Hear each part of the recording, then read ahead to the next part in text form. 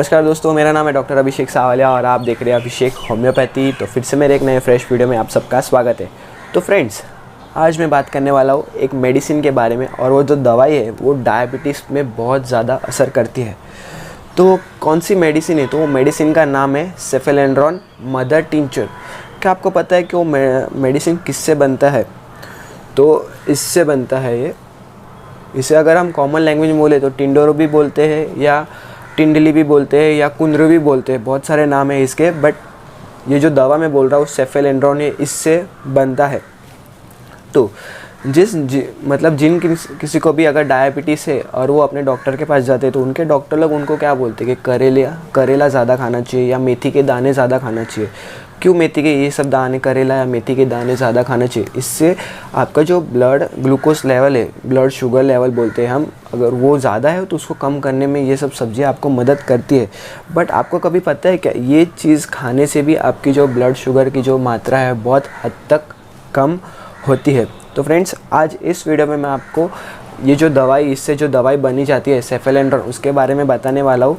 ये डायबिटीज़ पे बहुत ज़्यादा असर करती है और इस पे कौन से लक्षण पे हमें ये दवाई लेनी चाहिए वो मैं बताने वाला हूँ इस वीडियो में। तो चलिए शुरू करते हैं।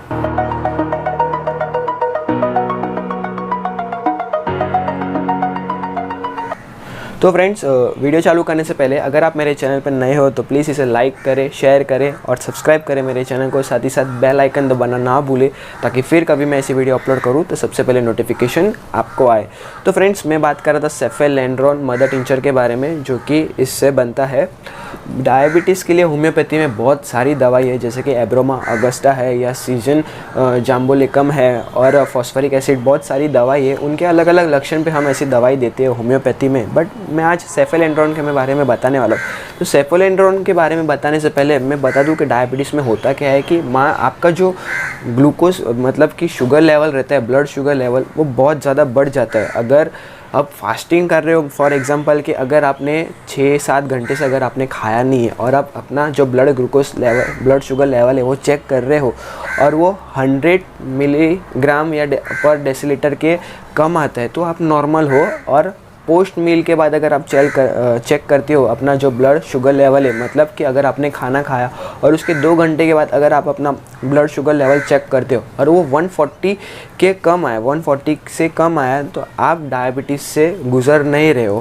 फिर अगर बात करते हैं आगे कि जैसे जैसे हमारा एज बढ़ता रहता है, वैसे वैसे हमारे बॉडी में जो ब्लड शुगर लेवल है वो भी बढ़ता रहता है। जैसे कि अभी मैंने जो बताया 100 से 140, वो 18 साल से 50 साल के बीच का नॉर्मल रेंज है। अगर ये साल के बीच में 18 साल से 50 साल के बीच में जितने भी लोग हैं, उनमें ये रेंज 100 जो कि फास्टिंग के लिए रहता है 100 मिलीग्राम पर डेसीलीटर, और 140 पोस्ट मील के लिए, वो भी पर डेसीलीटर। बट जैसे जैसे आपका एज बढ़ता है, फॉर एग्जांपल अगर आप 55 ईयर्स के हो या 60 ईयर्स के हो और आपका जो ब्लड शुगर लेवल है वो 140 से ज़्यादा, मतलब 150 या 160 आ रहा है, तो इसमें कोई टेंशन वाली बात नहीं है, इतना नॉर्मल रहता है। पर अगर आपका जो ग्लूकोज जो शुगर लेवल है वो अगर 180, 90, 190 या 200 तक आ रहे हैं, तो आप प्री डायबिटिक फेज़ में चल जाते हो। प्री डायबिटिक फेज़ मतलब क्या कि आप डायबिटीज़ की तरफ बहुत बढ़ रहे हो, और ये हमें लक्षण देता है। अगर हम ऐसे चेक करते हैं और ऐसा अगर आता है, तो हमें समझ जाना चाहिए कि हमें खाने में जो शुगर की मात्रा है वो कम कर देनी चाहिए। फिर अगर आपकी जो ब्लड शुगर लेवल है वो 200, 220, 230 से अगर बहुत ज़्यादा आगे बढ़ जाती है, तो फिर हमें समझना चाहिए कि हमें डायबिटीज़ हो चुकी है। तो ये थे डायबिटीज़ क्या था। बट अभी उसके हम लक्षण देखते तो 3 या 4 लक्षण ऐसे कॉमन है जो मिलते हैं। सबसे पहले तो आपका जो मेन इंपॉर्टेंट है वो ब्लड शुगर लेवल आपके बॉडी में बढ़ जाते हैं। जो दूसरा नंबर पे है वो है पॉलीयूरिया। पॉलीयूरिया में क्या होता है, बहुत ज़्यादा पेशाब आते हैं आपको, सुबह रात को बहुत आते हैं, रात के समय तो बहुत ज़्यादा आता है। फिर तीसरे नंबर पे है वो है पॉलीडिप्सिया। पॉलीडिप्सिया मतलब क्या है कि बहुत ज़्यादा पानी की प्यास लगती है। तो क्या होता है कि अगर आप जितना भी पानी पियो, आपको ऐसे अंदर से संतुष्टि नहीं मिलती है कि आपने पानी पिया, क्योंकि जब आप पानी पी लेते हो ऑन द स्पॉट तुरंत ही आपको बाथरूम जाना पड़ता है। तो कभी भी जिस किसी को भी डायबिटीज़ रहता है, उनको ऐसा लगता ही नहीं कि मैंने पानी पिया है। ऐसे पानी की जो प्यास रहती है वो कभी बुझती नहीं, ऐसा लगता है वो पानी पीता जाए। फिर जो चौथा आता है वो है पॉलीफेजिया। उसमें क्या होता है, डिस्फेजिया में क्या होता है कि आपको बहुत ज़्यादा भूख लगती है, हंगर बहुत ज़्यादा रखता है, ऐसा लगता है बहुत ज़्यादा खाना खाने की आपको बहुत ज़्यादा इच्छा होती है। फिर बात करें प्रोस्टेशन, वीकनेस और वेट लॉस, कभी कभी डायबिटीज़ में वेट लॉस भी होता है। तो ये सारे लक्षण जैसे कि ब्लड शुगर लेवल आपका बहुत बढ़ जाता है, आपको बहुत ज़्यादा यूरिन के लिए जाना पड़ता है, पेशाब के लिए जाना पड़ता है, बहुत ज़्यादा प्यास लगती है, बहुत ज़्यादा आपको भूख भी लगती है और हंगर जो बोलते हैं भूख भी लगती है, प्रोस्टेशन बहुत ज़्यादा थकावट आती है और देखें तो वेट लॉस के भी बहुत ज़्यादा चांसेस रहते हैं अगर आपको डायबिटीज़ हुआ है। तो ये कुछ कॉमन लक्षण है। अगर ये सब लक्षण आ रहे हैं तो हमें समझ जाना चाहिए कि हमें डायबिटीज़ है। और उसमें सबसे पहले जो मेन लक्षण है वो है हमारे बॉडी के अंदर blood glucose level, sugar level जो है वो बढ़ जाना। तो अभी मैं बात कर रहा था सेफेलेंड्रोन, ये इससे जो दवाई बनाई जाती है सेफेलेंड्रोन मदर टिंचर के बारे में बात कर रहा हूँ कि ये दवाई हमें कब लेनी चाहिए। कि जब भी हमारे बॉडी में जो ब्लड शुगर लेवल है वो बढ़ जाता है और हमें बहुत ज़्यादा प्यास लगती है, ये दो चीज़ अगर बढ़ जाती है तो हमें सेफेलेंड्रोन लेना चाहिए, सेफेलेंड्रोन मदर टिंचर लेना चाहिए। इसकी 10-15 बूंद हमें थोड़े से पानी में सुबह या शाम लेनी चाहिए। जैसे हमारे सिम्टम्स रहते हैं, जितना ज़्यादा पानी में चाहिए रहता है वो हिसाब से हमें यह दवाई लेनी चाहिए। साथ ही साथ ब्लड डायबिटीज़ तो कम करते हैं, बट कभी कभी क्या होता है कि डायबिटीज़ के कारण बहुत सारे कॉम्प्लिकेशंस आ जाते हैं। कॉम्प्लिकेशंस पे अगर मैं देखें तो डायबिटीज़ जिस किसी को भी हुआ है तो उसको हार्ट के प्रॉब्लम या किडनी के प्रॉब्लम या आँखों के प्रॉब्लम या नर्व्स जो हमारी खून के नसें रहती है उसमें भी बहुत ज़्यादा कॉम्प्लिकेशन आ जाता है अगर डायबिटीज़ हुआ। उसमें से एक कॉम्प्लिकेशन क्या होता है कि जो हमारी खून की नसें रहती है, जिसको अगर हम मेडिकल टर्म साइंटिफिक लैंग्वेज में बोले तो उसको आर्टरी बोला जाता है। तो क्या होता है कि जो खून की नसें उसके अंदर की लेयर, अंदर के साइड से हमारे बॉडी में एक तो शुगर की जो मात्रा है, डायबिटीज़ में शुगर की मात्रा वो बढ़ जाती है। फिर तो क्या होता है कि जो हमारी खून की नसें के अंदर के बाजू से एक शुगर की परत जमना चालू हो जाती है, शुगर की परत लेयर जमना चालू हो जाती है।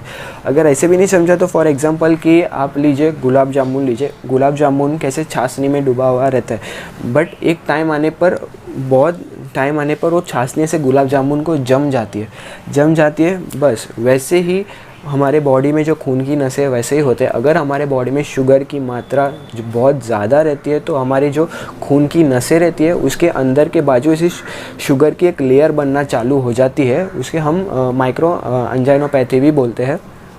तो वो बनना चालू हो जाता है। तो उसके कारण क्या होता है कि मान लीजिए एक बार आपके लेयर बनना चालू हो गए, ठीक है, तो फिर अगर आपको कुछ ये अगर आर्टरी है तो अगर आप उसको बैंड करना है तो आप उसको बैंड भी नहीं कर रहे होगे। अगर खून की नस बैंड होती है तो बैंड भी नहीं हो पाती है और डायरेक्ट रिजिड हो जाती है, स्टिफ हो जाती है और बहुत ज़्यादा प्रेशर आने पर खून की नस ऐसे फटने के भी चांसेस बहुत ज़्यादा रहते हैं। तो ये कॉम्प्लिकेशन, अगर ऐसा टाइप का अगर कॉम्प्लिकेशन है तो हमें सेफेलेंड्रोन मदर टिंचर फॉर्म में लेना चाहिए। इसको 1-2-3 महीने के लिए, लंबे प्रोसीजर के लिए हमें इसे यूज़ करना चाहिए। साथ ही साथ कि अगर डायबिटीज़ से और किडनी की प्रॉब्लम आई, किडनी प्रॉब्लम डायबिटीज़ के साथ अगर रिनल फेलियर हो गया और पेशेंट पूरा डायलिसिस पे है, फिर अगर उसको शुगर तो है ही और डायलिसिस पे आ गया, बट क्या हो गया फिर कभी ऐसे देखे जाए तो अगर कभी टाइप 1 डायबिटीज़ भी रह सकते हैं, इंसुलिन डिपेंडेंट डायबिटीज़ भी रह सकती है जिसमें इंसुलिन लेना पड़ता है। तो क्या होता है कि कभी आपकी जो डायबिटीज़ है कभी टाइप 1 इंसुलिन डिपेंडेंट हो जाएगी, इंसुलिन के आधार पे हो जाएगी या इंसुलिन के आधार पे नहीं होगी।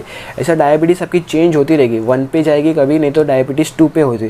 तो ये जो फ्लक्चुएशन हो रहा है ऑफ इंसुलिन डिपेंडेंट, इंसुलिन के आधार पे रहना या इंसुलिन के आधार पे नहीं रहना, अगर कभी रह रहे हो आधार पे और कभी आधार पे नहीं रह रहे हो, तो ये जो फ्लक्चुएशन हो रहा है उसके लिए भी हम सेफेलेंड्रोन मदर टिंचर ले सकते हैं दवाई।